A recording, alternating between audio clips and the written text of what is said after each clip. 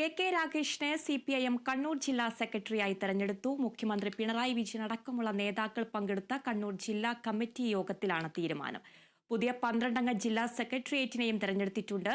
മുഖ്യമന്ത്രിയുടെ പ്രൈവറ്റ് സെക്രട്ടറിയും CPIM സംസ്ഥാന സമിതി അംഗവുമാണ് രാഗേഷ്.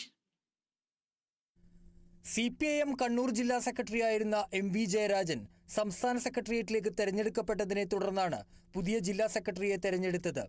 മുഖ്യമന്ത്രി പിണറായി വിജയൻ, CPIM സംസ്ഥാന സെക്രട്ടറി MV ഗോവിന്ദൻ മാസ്റ്റർ എന്നിവർ പങ്കെടുത്ത ജില്ലാ കമ്മിറ്റി യോഗം കെ രാഗേഷിനെ തെരഞ്ഞെടുക്കുകയായിരുന്നു. ജില്ലാ കമ്മിറ്റി യോഗത്തിന് മുന്നോടിയായി കണ്ണൂരിൽ നിന്നുള്ള സംസ്ഥാന സമിതി അംഗങ്ങളുടെ യോഗവും ചേർന്നിരുന്നു. പുതിയ 12-അംഗ കണ്ണൂർ ജില്ലാ സെക്രട്ടേറിയറ്റും ജില്ലാ കമ്മിറ്റി യോഗത്തിൽ രൂപീകരിച്ചു.